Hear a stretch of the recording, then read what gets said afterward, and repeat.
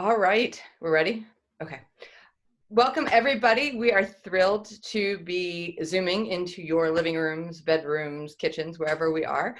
Dr. Feedy is waving at you now, who's monitoring the chat room, and Dr. Loren, Amy. We are we are Autism Level Up, and we are thrilled to be here on behalf of Bailey's team for autism, talking about supporting regulation during the pandemic. And this was supposed to be an in-person session, and it wasn't supposed to be about the pandemic. It was just supposed to be about supporting regulation, but obviously times have changed. So we hope that you are all safe and healthy and happy in your homes. And we are going to kind of shift gears and do this virtually for you and really focus on the pandemic piece. So what I'd like to do first is Sami Robertson is the president and founder of Bailey's team, and she's done a short recorded message. So what we're going to do is we're going to listen to Sami welcome us. I'll talk a little bit about Bailey's team and my connection with Bailey's team, and then we'll jump into the topic together. So here we go. Let's do this. Don't you love when you pull things up and you think you've got it going and it might not be? All right. Is my screen up, Jacqueline? No. It's not? I shared it. I did. Hold on. No. We'll try again.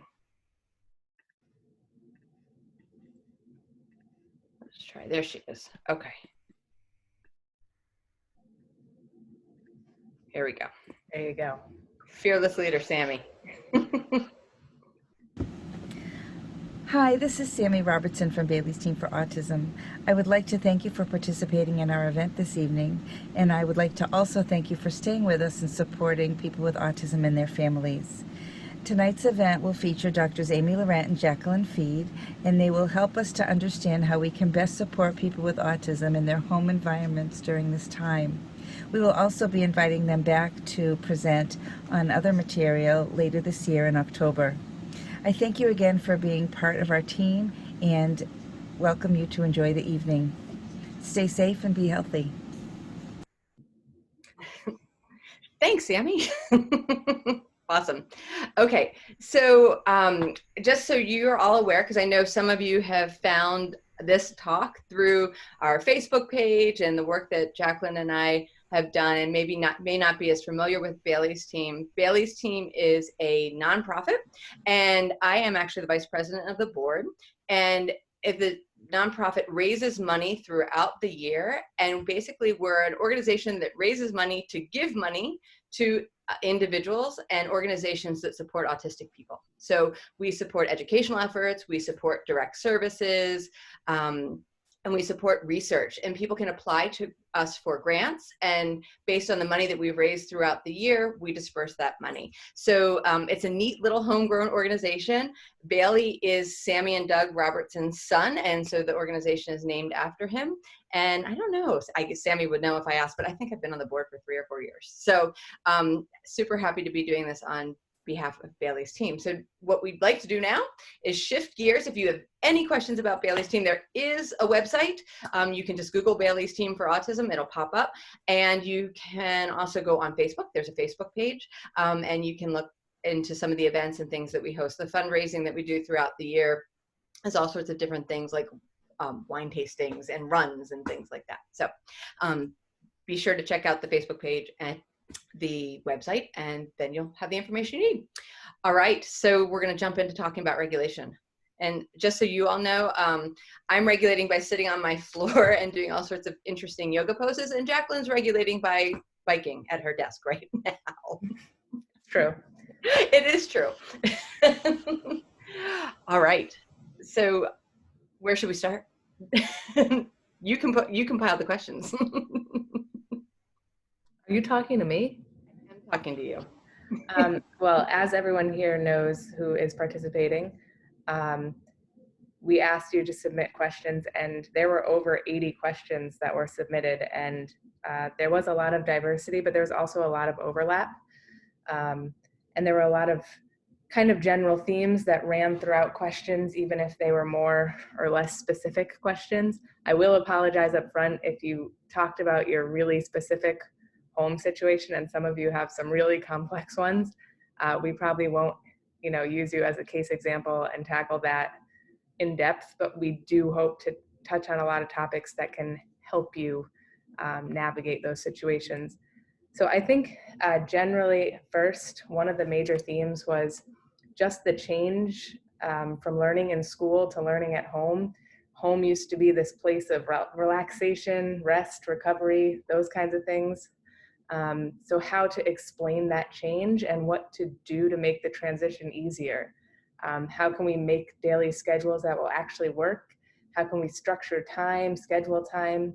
And how do we help with things like work refusal and avoidance? And a lot of people talked about increased stimming, increased anxiety, increased aggression, and spiking highs and lows of energy as this change is taking place. So I think that's a good place for us to start. I agree.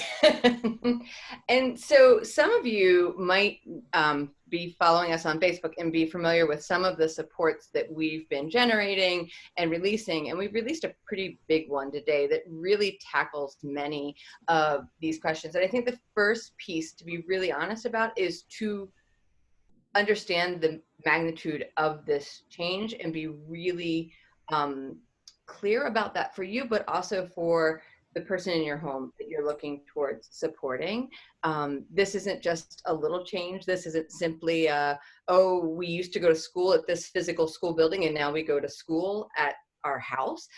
That's a really sudden, drastic change for everybody. And to be able to acknowledge that in a way that makes sense to the person that you're supporting, your child, the person you care about, the person you love, in a way that they can understand that, and then to work towards being able to do school or academic or vocational tasks in the home is a really important thing to think about. So that it sounds super simple and super basic, but just being able to sit back and go, wow, this is big and nobody expected it was coming, is super important thing to be able to do.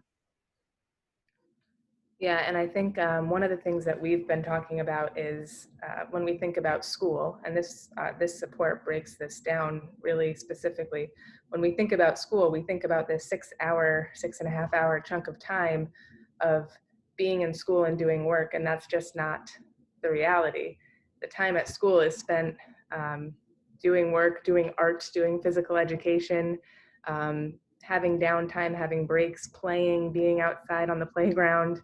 The actual amount of time that someone in school is sitting at a desk doing work is much less than that full 6.5 hour chunk. So when we bring learning into the home, we need to do it in a way that still involves things that are play, eating lunch, having downtime, getting breaks, because that is realistically all part of the school day. Doing music, art, running around, being focused and unfocused, all those things happen in the school too. So we just wanted to make a realistic view of what a day might look like and in the school, because we can't expect someone to sit for hours on end at home to do work either.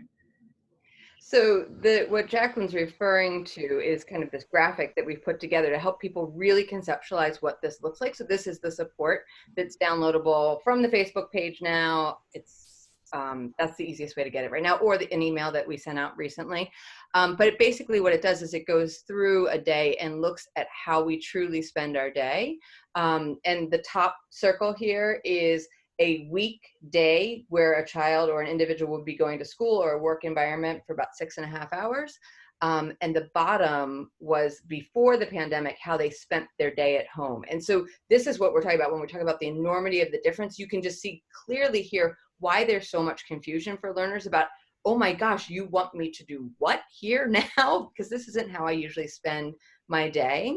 And then what we did is further break that down, which is what Jacqueline was just talking about, and talk about, well, what does that school piece really look like? That red piece up here, which looks like such a big 6.5 hour chunk of a day, what does that truly look like during a school day? And this is what she was talking about, how it really actually breaks down into, yes, there's a big chunk of that 6.5 hours that is dedicated to focused vocation school-based tasks, but there's also a place for activities of daily living, and there's a place for fun and leisure too. So that day that we're thinking about isn't as enormous in terms of a focus on academics as we think it is, and we're trying to think about replicating at home. So that's an important starting place for us to have. And then the other piece that we need to be really mindful of is when we are encountering change, massive change, it creates stress. It creates major amounts of stress for people, and unpredictability. And unpredictability for autistic individuals, for all of us, but for autistic individuals is really challenging in terms of regulation. And so what happens is kind of that desire to go towards those things that are regulating, that are calming, that are soothing, that help them center themselves tends to spike and increase. So in that initial question, in that summary that Jacqueline was talking about, she said people talk about their children or their loved ones are stimming more, they're doing more vocalizations and things. That makes perfect sense when you're countered such a change that the stress increases, that these behaviors that are calming and organizing are going to increase to counter that as well. You look like you had something to say. Am I wrong? Actually, a few people are still coming into the waiting room, so I look really focused. But I would emphasize your point that the stimming and those kinds of behaviors, when unpredictability and new things happen and change happens, the things that we know best and that feel the best and are the most comfortable are definitely the things that will be resorted to. And it's really a wonderful coping strategy, but also a great indication of how in tune some of you parents and educators are with your learners, that you pick up on that and you notice that, because it is a sign of dysregulation and trying to soothe oneself. So that's already a great first step, that you recognize that about their energy. And so what this support does then is kind of walk through how do you create the right supports at home, which are what many of you are asking about in the questions. And part of it is just really thinking about what a day can or should look like for your learner at home. And so we're saying, oh my gosh, it's so important to think about the things that are regulating, make sure that your loved one is comfortable, that they're organized, that they feel secure in their home environment, because this is a big change for everybody, just being home more. And we're saying, oh, you need to think about regulation, you need to support regulation, you need to do that. So we are not advocating that their day looks like this, just sleep and all play, although that looks really fun. That's Jacqueline's kind of thinking, yes, maybe we should be. We are not advocating that, but we are saying that yellow piece, that play and leisure piece, those regulating activities should be expanded during this time. We need to be mindful of that and be thoughtful. And we also have to think we're bridging that difference between what typically would happen at home before and what you're thinking about wanting to get to with replicating a school day or a work day for somebody at home. And so when we're starting, we may be starting with a balance of activities in the day that look more like this. So yeah, not quite half the days in play and leisure, but there's a lot in play and leisure, because we want to make sure that the person feels comfortable and secure and grounded in the home. And then we bring in the activities of daily living. Those are your getting dressed, eating, all of those things. Make sure they're sleeping. That's a goal. And then the work task we see as a smaller sliver to start, and then we're going to start to expand that over time. But this gives us a way to kind of operationalize and move through that.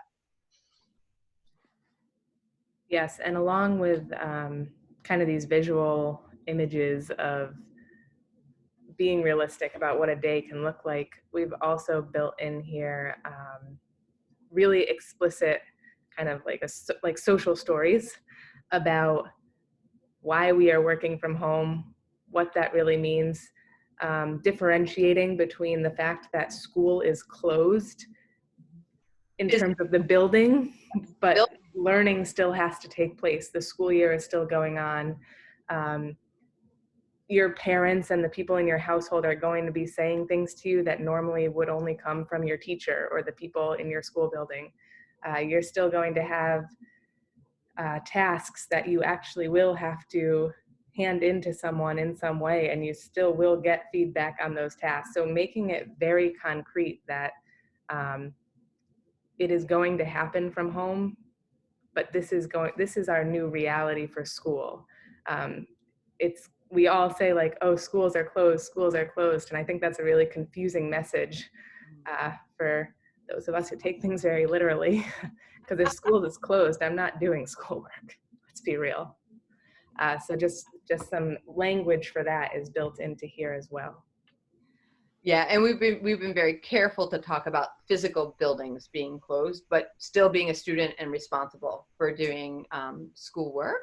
And so what we've done is then take those pie charts and operationalize them to help families figure out, how do we move forward in a really realistic way, and how do we start to put some structure, some flexible structure, but on those parts of play and leisure and activities of daily living, so that your children, your loved ones, the people you care about, get comfortable with that type of structure being put in place at home. And then we transition that to those more academic or vocational tasks, the often the less preferred tasks. So you'll see this is kind of a representation of that pie chart, but in a graph form. And so, today, when we're starting, we're going to pick 3 green activities, we're going to pick 2 yellow ones, and then 1 red one to start. And then when students and autistic individuals that we're supporting get comfortable with this, then we start to replicate this multiple times across a day, but we're still keeping that balance and percentage skewed towards the things that are regulating and organizing, and the things that keep them healthy and safe and operating kind of at their best, their physical best. So that's one chart. So you're like, well, where do these activities come from? We have another support in here where you as a family would actually sit down and create kind of a choice board for what the green activities are, what the yellow ones are, and what the red ones are. You can do this in writing. You can do it with picture symbols. You can do it any way that it's going to make sense to your child. If your child is not using symbolic communication, you can use objects. You can get like, a yellow piece of paper and put objects that represent the yellow activities on that. You can get a red piece of paper and put objects that represent red activities on that. And we can start to build in a way to kind of create support that gives understanding. So some of you are probably looking at this going, this is really high level, this is really verbal. We're really talking about individuals who have more linguistic ability. All of these things can be modified to all different levels of language. What it does is it just gives us a structure to put around the ways that we know best to support the people in our lives. And then once we get those activities, then we put them into a chart. This is a schedule, and Jacqueline's particularly thrilled with the orientation of this schedule because it's so explicit in terms of how much information we're trying to give the learner. Do you want to talk a little bit about that? Yeah, it kind of goes back to what I was saying before. With this change, when you went to school, in your school building, in your classroom, the educators, staff are always putting in so much work and time into making routines so explicit, and you're going to go to this room with this person, and here's the task you're going to do at this time on these days of the week. And when someone has to do that at home, we should expect that they might need much of the same information. You're going to do this task with this person in this space at this time, on the computer or on a worksheet, or so-and-so is going to be working in the background, and we're going to warn you about that up front because we're here working from home as well. So I love how much information is provided to the autistic person through this schedule, which is much more in line with the information that they would have been getting all year at school from their staff, from their support. So just making that parallel to home, I think, is a good step. So this is kind of the overview of how we put this support together, and it really addresses many of those questions that kind of came out first. Again, it's just a framework that we want to personalize for each family situation at home, but it gives us a path forward. So in addition to this support, this framework that we would give to the family or the carer to start to understand the system and why it's being created the way it is. There is, as Jacqueline said, we've got cards. I kind of forgot about these. They're kind of fabulous. We've talked about being able to take a break, and the idea of a break is always to come back and re-engage, but sometimes we just truly need to take a break, and that's okay. And we also have this switch card here, which I think is pretty ingenious, which is, sometimes you're working on something and your brain is just fried on that particular thing. You don't need a break, but you need a break from the thing you're doing so you can switch activities, right? And I think that that's a really useful thing. What we want to do is we're trying to build autonomy, and we're trying to build independence in a way that the student, the learner, the autistic individual feels like they can navigate their day in a way that's really comfortable and regulating. I just forgot those were there, but I love them. We've got resources. We'll talk about those probably more later. We do have the support to have the conversation with your child, with your learner. And again, this is written kind of at a elementary school level, but we can simplify this too. So if you're working with somebody who might not have the verbal ability to understand this kind of complexity of language, we can do things like create a calendar at home and put a simple, like, whether we're going to put a home picture in each day of the week or we're going to put a school picture in it. We can take the whole, right now we can all take the whole month of April and put home pictures in it. And so when somebody gets up in the morning, we can just show them this is a home day, right? And then we move into the schedule, and maybe their schedule are those 3 trays and they pick off the activities that they want to do that day. There's lots of ways to use the support to modify it so that they can understand it, but there's also a degree of them being autonomous within it and being able to have choice and freedom in terms of being able to help set the course for what their day is. So there's this support for the child. And you can see we've got like colorful graphics and things, and it really maps on the adult one. And then the last piece of the support, if I get there, is the actual visual supports and tools. So if you wanted to print off and use these schedules for, green versus yellow versus red activities, the break cards that you can actually print out and use. If you want to kind of create this choice board, so when somebody gets up in the morning, they start to fill in these pieces, they're there, and then the schedule is there as well. Yeah. Anything else you want to say about that, Jacqueline? I also should say that within the social story, within the support, we have language that talks about this is not going to be permanent, that one day the school building will be open again and we will go back to the classroom and learn. Some people asked specifically, how do we prepare for going back to the old way? And someone actually specifically asked me this question, like wrote, "What do you think, Jacqueline?" in there or something like that. And that's funny because I keep telling people that I am living my best life in quarantine. And I really don't know how I'm ever going to go back to an in-person meeting. I told my mom that she's very lucky that I'm not in school for this because I would never go back. Once I realized that everything could be done without being in the building with all the other humans, I would never go back. So I'm already trying to think about that and think of ways of how I'm going to support myself to do that. And I will certainly share anything that I come up with. But I think a good first step is to set the foundation that at some point we are going to return, and my teachers and my parents will tell me when they know when that's going to happen. No one knows yet when it's going to happen, but they will tell me when it's going to. So I think that's just an important point to bring up, and a question that was raised a few times. So I'll keep you posted on my success or failure with that. The odds are not looking good, just so you know. Yeah, so this is the child story, and you can see at the bottom of the page that last point about the pandemic's not going to last forever, that the school buildings will not always be closed. One day my teachers, classmates, and I will go back to the school building and back to learning in classrooms. And that's a really good thing to revisit on a regular basis. So even if you know, you fall into this rhythm of using this kind of support to help kind of construct a day for your child, for your students that you care about, and it becomes routinized, and you're not reading the story all the time. Revisiting this specific point at regular intervals is probably a really good idea, because you don't want somebody to lose sight of this idea. I'll continue to remind Jacqueline that at some point she's going to have to go back to work and see other humans.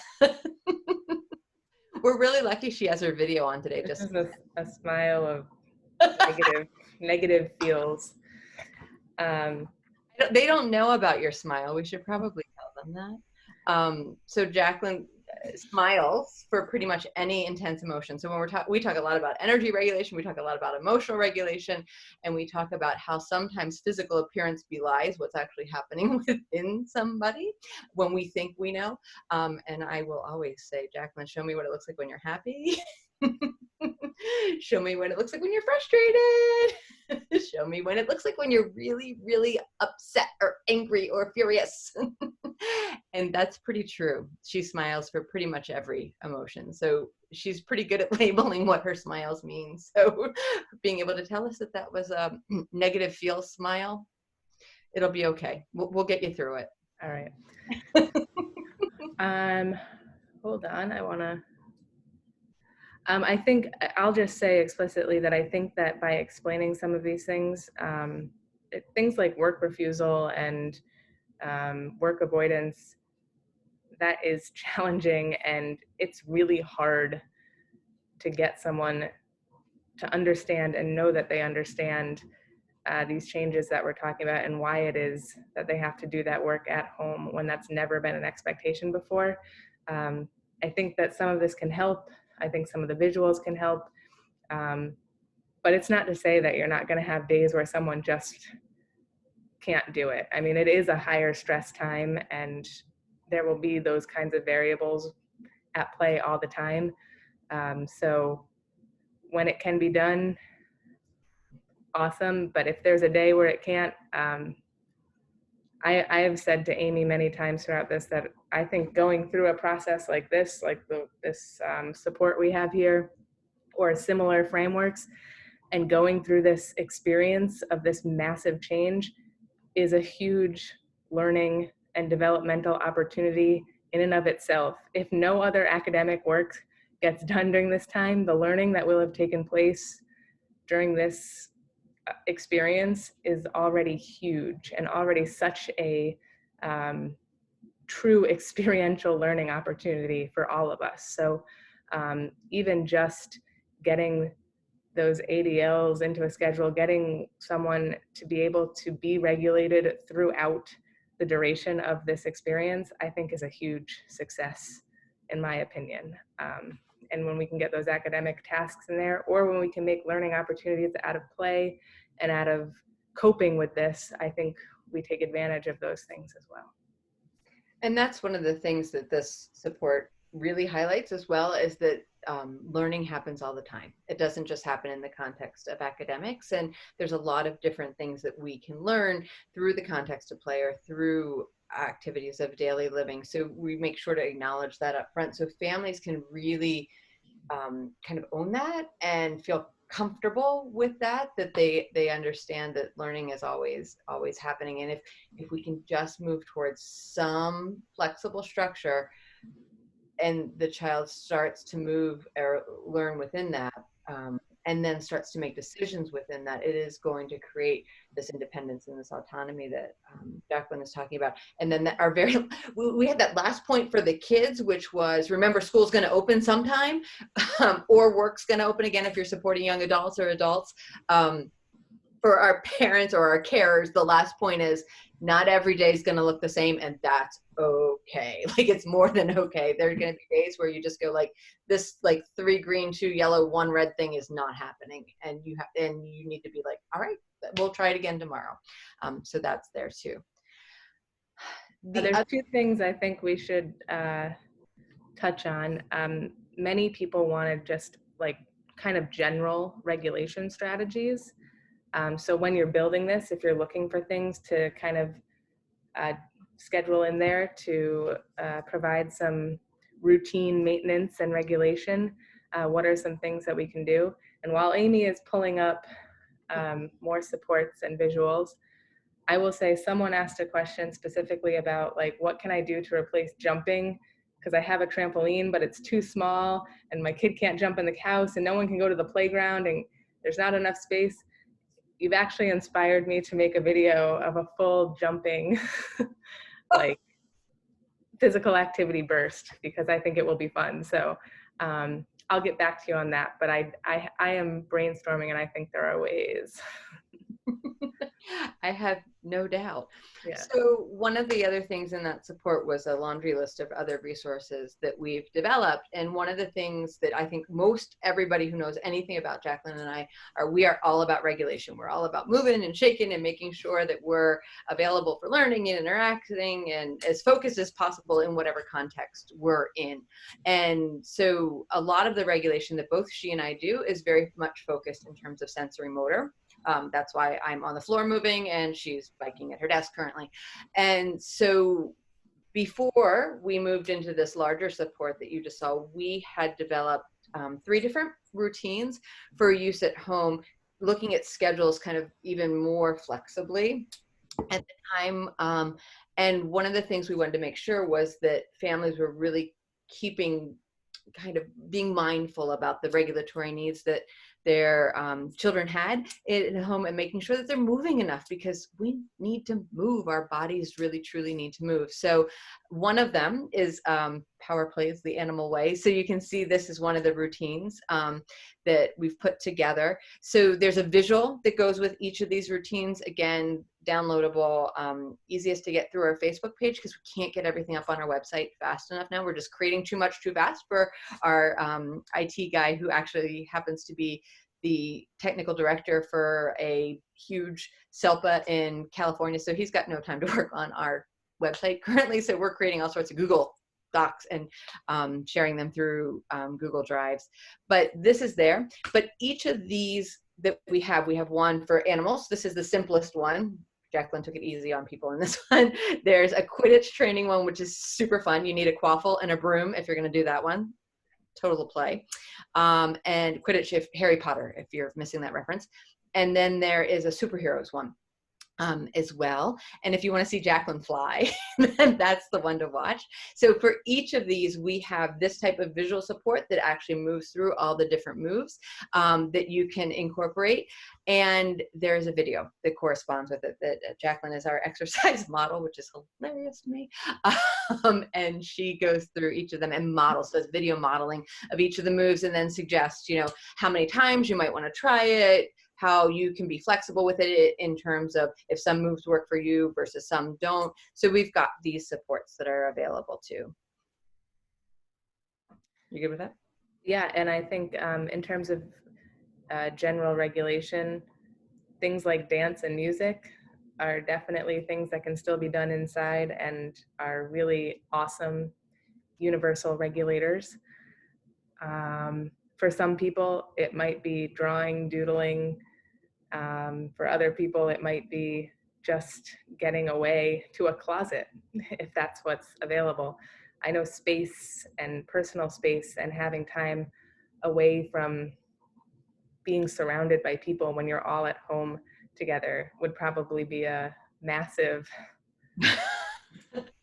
massive regulatory nightmare for some people. And so just even using that schedule to know when each person gets to have their own space in some part of the house could be really helpful for the family, everyone in the family, not just the autistic person, because everyone needs space.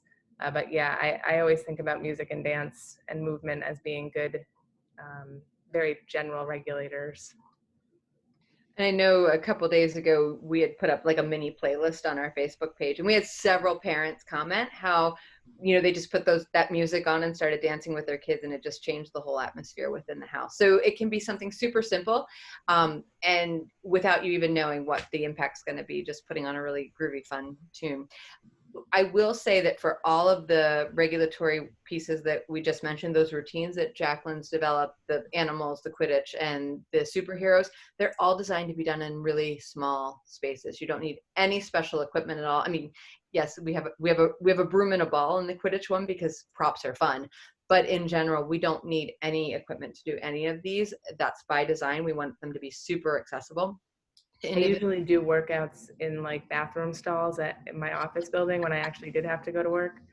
I was pre-pandemic and all the hand washing stuff, but I still think that someday I'm going to make like a YouTube series of bathroom workouts for regulation. And I also want to add that doing something like a schedule and knowing that you have these bursts of physical activity or bursts of music or bursts of time to draw and dance ahead of you or dosed out throughout your day is also regulating in and of itself too. Knowing something is coming, the predictability of having a schedule like this is also a really great general regulator. So that's important to keep in mind. Yeah, so this is just a different schedule that we had developed that goes more with those power plays. So a little bit different, but you can see we still have that real explicit, like, when's it happening, what's happening, and how do we know that it's done? And you can just see it regular intervals dosed. We have these power plays denoted. And then, as Jacqueline said, those power plays can be lots of different things. And we talk about both powering up and powering down. So this is another support that we've developed in the midst of everything that's going on. So if you have someone who's more of a mover and a shaker, maybe they are getting work done isn't a real challenge for them in terms of their being able to make the switch between home and school. They're not reluctant about that. This type of schedule might be a better fit for them because maybe they just need these doses throughout the day and to be reminded to move or to be reminded to engage in those activities like doodling or taking a minute by themselves, and just making sure that they've got that throughout their day so that they're constantly kind of helping support their regulation. So this is another strategy that we've developed. One thing I wanted to ask Amy, if you have any thoughts on, someone asked about really young children and really developmentally young children who maybe are just learning about time and calendars and days, and really even a social story is not that accessible. Do we have ideas of how to explain this switch in the pandemic to the very youngest among us? So I think, I think it's a great question to think about. And I think part of it is understanding like how much they're going to absorb about the information that we're going to give them. So what's the critical thing that they need to know? They need to know whether it's a home day, an outside day, or a school building day, right? And so this can really be one of those times where maybe you've got on your refrigerator, you just have a picture of home, a picture of the park, and a picture of the school. Well, that school picture isn't going to get used very often, but you take a photograph of them, and in the morning, you just show them today's a home day, and you put their picture, which is on a magnet, on the refrigerator. So they get a very concrete representation. This is an actual photograph of my home and an actual photograph of me, and this is where I'm spending my day, right? So we're just helping them understand in this context, in this moment, this is where I'm going to be. And for our developmentally youngest individuals, that's the information they need, right? They don't need to know how long that's going to go on. They don't need to know why it's happening. They just need to know what the expectation is for today and where they're going to be. And that's going to be the most grounding, regulating thing for them if we can show that to them. Oh, today's a home day. Let's put your picture on our house. Like literally take a photograph of your house, literally take a picture of your child, and make sure that's what they're doing. So you're not using some like cute little cutout of a house or a school building that doesn't look anything like they know what that is. Make sure it's very concrete, or as concrete as possible. You like that answer? It passed the test.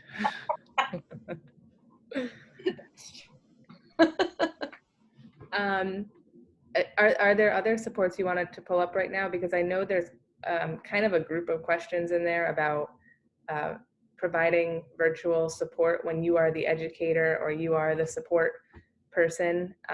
So things about how educators can be supportive of parents, and things about how parents can best leverage educators and staff and people who are working with your child or their child at school. So I think the other thing that you and I had talked about pulling up was maybe just a little bit of like the energy meter or the person in context stuff. So maybe we'll pull that up and then kind of parlay that into what you just said. Okay. Makes sense. So other supports that we've developed that you can access on my website, because we still don't have our combined website up yet. I apologize. Are around this energy regulation series that we made together and have developed. And so there's two pieces to this. Well, actually, there's like 8 pieces to it, but there's 2 that I think we want to talk about in the context of what Jacqueline just mentioned. One is the person in context tool. And there it is. I'm like, where to go? I just had it. There we go. And this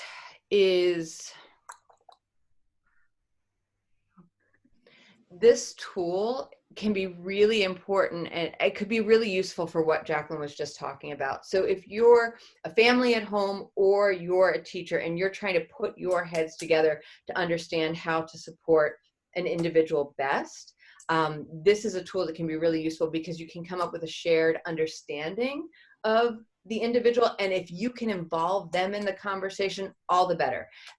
If they're able to partake in the conversation. If they're not, then you and your educator or you and the family can have the conversation to start to understand where their areas of support might be needed and why they might be needed. So this is the person in context tool, which really just helps us build a profile and an understanding of somebody as a learner. And what's so great about this is it gets everybody kind of on the same page. So we talk about somebody's kind of physiological profile, you know, how well do they sleep? Are they somebody who knows that they need to eat or go to the bathroom? Sometimes autistic individuals truly struggle with those things, and how that's dealt with at school might be different than it's at home, and being able to have this conversation back and forth. The sensory profile for the individual, motor abilities, their cognitive abilities, how that plays out in different academic tasks and whatnot, communication styles, their social abilities. This can be a place where we learn a lot about social motivation for somebody and who preferred social partners are. And then we take all of that information and bring that into the activities that we're hoping that they're going to engage in. So we look at the activity across those same dimensions. And we also look at the environment, which went somewhere, there it goes, the environment. And we kind of look across for matches and mismatches of support. So a family might be struggling with understanding why a child or a student is able to do something at school, but they're not doing it at home. And it doesn't necessarily have to do with, you know, not understanding being at home or some of those work reluctance things that we talked about earlier, but there just seems to be something, there's a mismatch at home that isn't at school. This type of tool can really help bridge that communication and that conversation in terms of what is it about the school or environment or the activity at school which might be different than home, and how you have the same person, how do we support that same person in both of those environments? So it's a really nice tool to have that kind of conversation, especially as you're trying to problem solve things over the computer with somebody, just being able to have these conversations to build this understanding. Did you want to say anything about that, Jacqueline? Are you good? No, I love how this support lines up the person, the activity, and the environment, and across all those different domains. Because, like Amy said before, we are both so into the motor, the sensory pieces of things, and I think oftentimes one of the first things someone will say to someone who is dysregulated is, you know, go for a walk, move, add some kind of stimming, get some kind of input. But if the disconnect or the dysregulation is stemming from something about executive function, or the task demands are too much for the person's cognitive profile, adding sensory at times might be a little bit of a buffer, but it's not gonna solve what's really going on. So this, I think, makes, again, very explicit where some of those matches and mismatches may occur. And I think, like Amy said, it's a great, just some common language to use when you're talking to school staff and you as a parent, and figuring out what's different between my environment and your school environment, or the activities you're doing there and the activities I'm trying to facilitate here, in terms of the profile of my child or my learner. I think I'm going to punt and pull up the regulator instead of the energy meter, because I think that kind of gets into the how do we problem solve, what powers somebody up or powers somebody down, and then we'll go off on to the other questions. Does that make sense?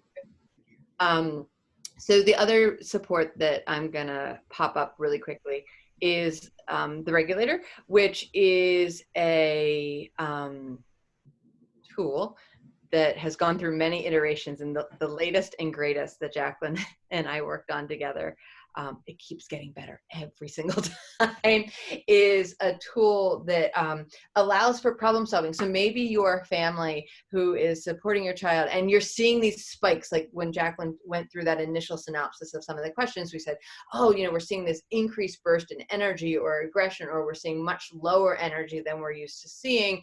And maybe because we're not used to seeing it, we're not quite sure how to support our person that we care about, our autistic individual in our home environment, whether we need to increase their energy level or we need to decrease their energy level. Like, how do we develop strategies that can be used in the home easily, especially if we have less space and we can't get out in the environment and we're used to just like going out when things like this happen. So this is a tool. It's called the regulator, and it basically breaks down all the different sensory systems that we've got, and it gives tools or strategies, ideas. So that's the second column. So this is a vestibular system, and then here are all different vestibular activities. And what we look for is how it changes the person's energy and how much they like it. Right? So if the individual is able to be participatory in this, and they can have a conversation with us, so they try jumping up and down and they tell us whether it's soothing, it's neutral, it's alerting, fantastic. And then if they like it or not, because you're not going to use a strategy if you don't like it. So it can change your energy, but if you don't like it, it doesn't matter. So both of these dimensions are really important. If they can have that conversation, fantastic.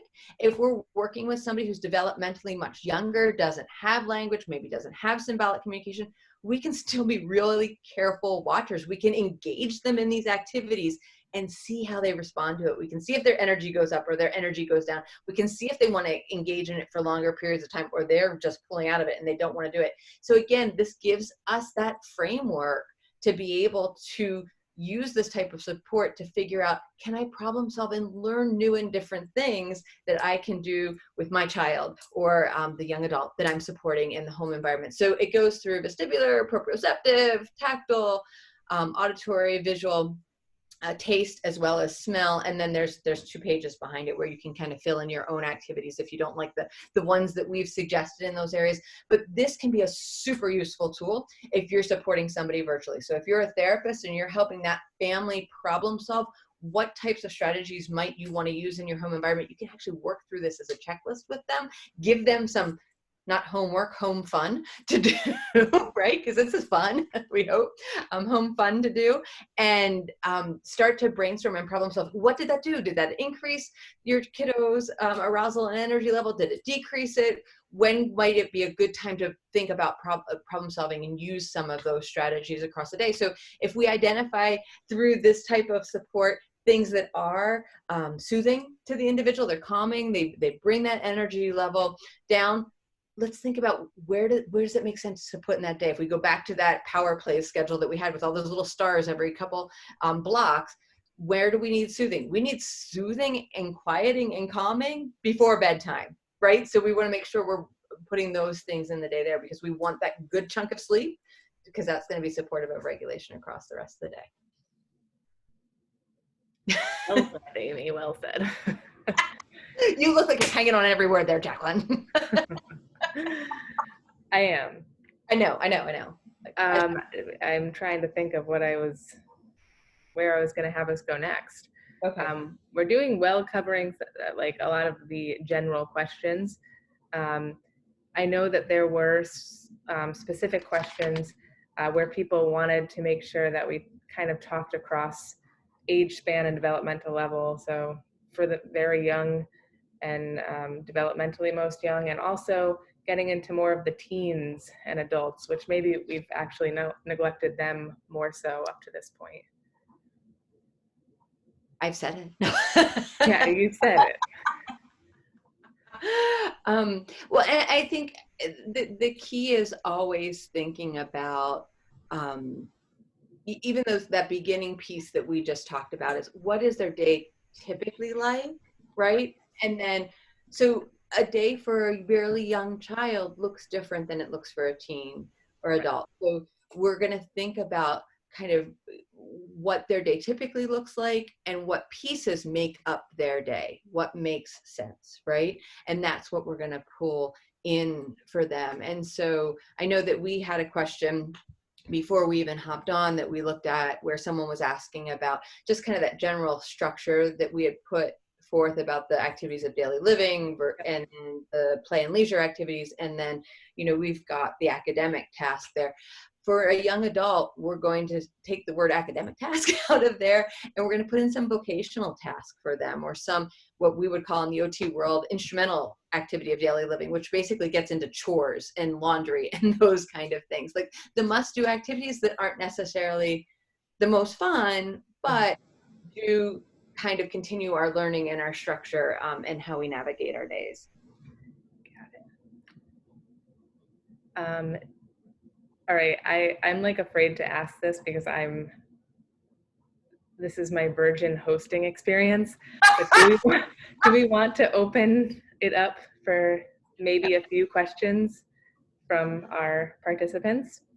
If I can even do that. If I looked at the synopsis that you sent me, we're pretty good in terms of what I know there were 80 questions, but we've tackled most topic areas in general, we think. I think so. You're feeling pretty good about that? Yeah. Okay. Yeah, I mean, we can try. Well, let me unmute Sammy and see if Sammy, you're about to talk, Sammy. Hi. Hello, Sammy. And First see of all, what your feedback is and what you're thinking as the host of this event. Well, first of all, I'm looking at everybody's name. It's weird to not see people with their video. Like, I was hoping to see a lot more faces, but this is great. And I have to say, from a mom perspective, everything you touched on, I have been dealing with Bailey, because he is so disinterested. When we are home, it is home time, which means I don't do anything I'm supposed to do when I'm at school, is my translation of how his behavior is. He's not super defiant. I tried to bridge the gap with home and schoolwork by putting word searches in front of him, because I know he does that sometimes as a break at school, but at home I'm calling it work, because he's at least exercising his mind a little bit. But I also know Joanne from the Autism Project had put some tools on her website that I had printed out that were schedule oriented. But I like, I don't know why, I just wasn't thinking the whole exercise model of getting them moving to sort of make them available for learning.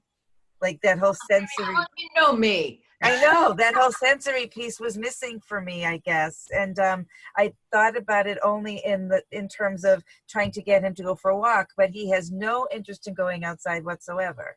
So I'm negotiating constantly and losing very quickly. So that's sort of where I've been. So this has been wonderful information, and I'm really excited to read through the tools that I can barely see on my screen because you made it so little. I was going to tell her at one point, maybe like expand the screen, but they are all available, and maybe we can compile the links that we showed during this session to send out to the email addresses we have who registered. That would be great. And thank you, by the way, for all of the faces that are popping up because I said that. There's so many more faces. And I would say, Sammy, going off of what you said, and specifically to you and to others who may try these things, as you do, let us know how it goes, because we're just building these as we go too. So the feedback is so helpful in improving it and trying to make it work for a larger group of people. I want to say too, I think it will be interesting because in a lot of places, I think we're waiting for, the area governments to tell us that they're not returning back this year. And if that is the case, will there be an extended service year, like a, summer program? And if so, what does that look like? And then if there's nothing, trying to even go back in September with such a large gap. I mean, these are things that I know I'm thinking about all the time, because with too much of a gap, they might, like you, Jacqueline, might just get a little too comfortable at home, this whole isolation piece, which is comforting for you and probably for Bailey and many of our kids, might become all too the preferred method. And I'm nervous about that too. And I think one of the things that's interesting, I have the good fortune of being able to kind of support schools all over the world. And I was recently talking to the Bermuda school system, and they are being really mindful as a government, as a Ministry of Education, about when they come back to school. And they don't know when it is yet, but bringing kids in a really mindful way and not expecting them to come back into school as they knew it on the day they left. And I think that's going to be really important for all school systems. So all of you who are educators, who are therapists, just start thinking about that. What does it mean to come back to school? And the routine at school can't look exactly like what it was when we left, because we're all different people coming back into the school. And I just think that's super important for us as professionals, or for individuals who support autistic individuals, that transition back into school is going to be as dramatic as this transition was in many ways. It'll just be announced and we'll know it ahead of time, versus, this one was just like, okay, you're not going to school tomorrow. So yeah, totally different. Oh, there's things popping up in the chat window that I'm not reading. I don't think there's been an official question yet. More people acknowledging that the unpredictability is really hard. Saying that is it just me that's struggling? And people affirming, no, it's not just you that are struggling. But I don't think I've missed a question. I trust you.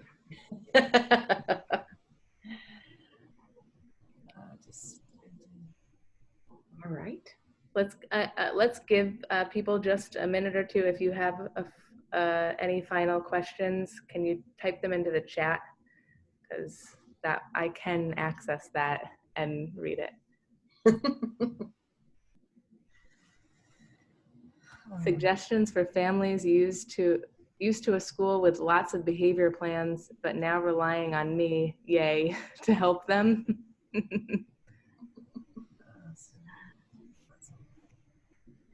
I think, I wanted to add something too, since I'm still not muted, haha.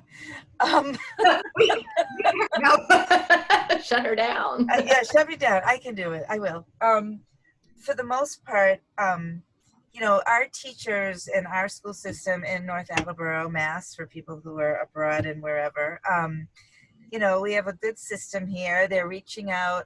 Bailey's teacher has been calling me once a week to check in, because she knows that I'm struggling. I mean, he's been wonderfully behaved, and as long as I'm not, picking any unrealistic battles, everything has been fine, except again, with no extensive online learning or virtual learning.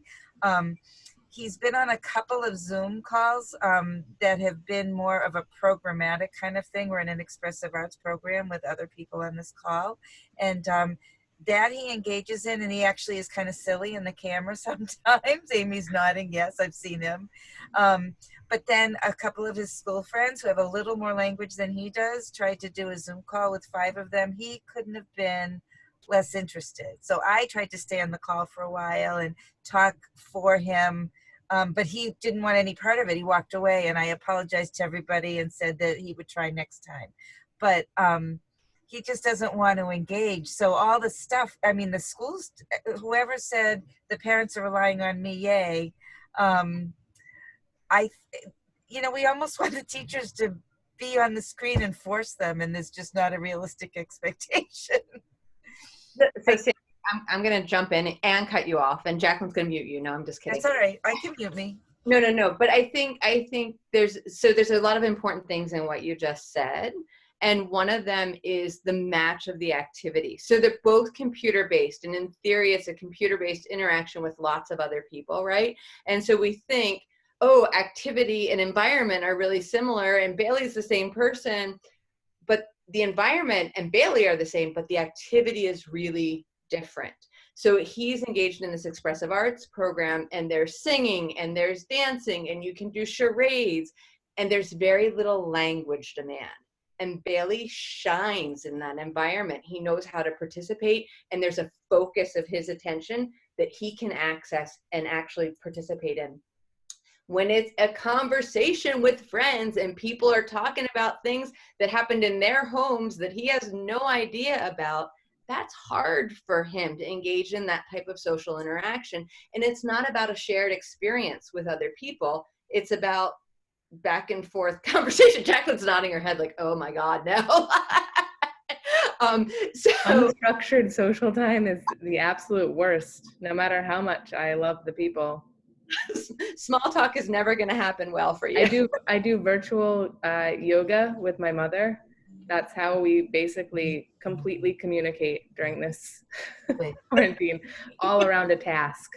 Right. And that's kind of the same thing, which is what Sammy is saying. So you think it's people and it's a computer. It should be the same, and it's not, because one's activity based and one's not. And so that's something really important for us to think about as professionals and educators and people supporting autistic people is, how are they going to succeed? And often, like Jacqueline just said, it's task-based. Like even you with your mom, you're not sitting down having a conversation with her, asking what she had for breakfast and like knowing how her class went the day before that she was teaching or something. You're literally doing yoga with her, right? So I think that's a super important point to bring up. And then the other point to just go back to is, it's just not the activity based, it's the regulation piece. There's aspects of that activity, the singing and the dancing, or the yoga, which are regulating in and of themselves as opposed to dysregulating, which the conversation are. So the person who said, I work in a situation where schools are so used to these behavior plans and now they're relying on me, yay, what do we do?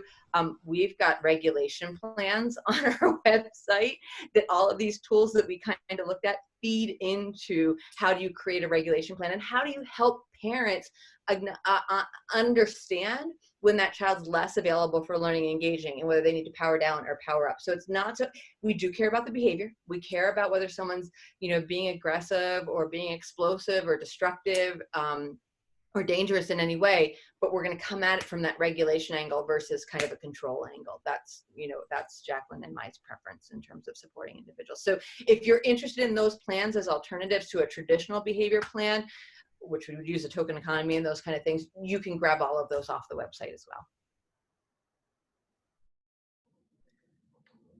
I just want to say one thing that I told myself I was going to say and forgot to say, but Bailey's team for autism has funded our soccer program, Full Spectrum Football, which we had one session of before the pandemic hit. And it was really good. It was really awesome. And really what made me think of it was someone in that session who was a one-to-one said to us, "You mean I don't have to carry out the behavior plan?" And we said, "No."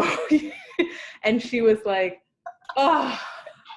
And so even in one session, we were so excited with what was happening and what we were able to provide for the learners, for the staff, and just for the environment there. So thank you, Bailey's team. Indeed. All right.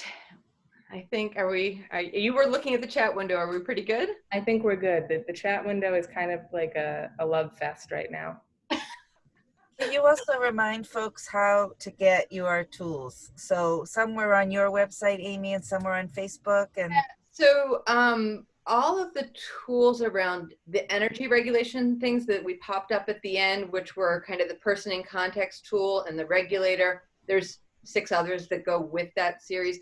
Those are all on my website, which is very easy to kind of click on the links and find them. So that's www.amy-laurent.com. I will tell you again that if you don't put the hyphen in, you're going to wind up at a high-end dating service in New York City. So if you want a new life partner, just keep the hyphen out. If you want downloadable tools for autistic individuals and individuals with similar support needs, put the hyphen between the Amy and Laurent. And then all of the other things that we just talked about, this living and learning at home during the pandemic support, this 25-page thing that we just released today. Oh, we didn't talk about, we have instructions for how to do Zoom calls and how to do Google Meets calls, which have just like literally flown around the world, like been downloaded something like 20,000 times, which is just insane. So we have Google Meets and Zoom, and then the living and learning during the pandemic, and all the power plays, the animals, the Quidditch, and superheroes. Those you all have to get from the Facebook page because they're not up on the website. So all the downloadable links are on our Facebook page. You just kind of have to scroll through and find the visuals, but they're all there and you can grab them easily. And we'll do our best to compile the ones that we touched on today into like a follow-up email as best we can. Well, and I think in the living and learning one, the 25-page one, there's a whole section that has some of those links in it. So most of them will be covered there that they can grab them. Yeah. So expect a follow-up email. It'll either come from us at Autism Level Up, or it might come from Bailey's team, Sammy, and we have to kind of work that out because we'll want to give you a little bit of follow-up information about Bailey's team, and we'll provide you some of these supports so they're easy to access for you, because that's what we are all about, access, and we are so excited. Some of our supports are in Spanish now because we have people who are working with us who are translating for us, so it's fantastic. Excellent. That's access. Okay, right. I want to thank both of you for this. This has been terrific. I hope everybody found it really useful. And again, thank you to those who put their hands up and who put their faces on the screen. It's nice to see you. I'm sure we could go on, but I know that I'm going to leave this meeting in moments. So like I said, I want to say thank you to everybody for participating, and thank you for the two doctors. And hopefully you'll participate with us at another event again soon. Thank you. Have a good night.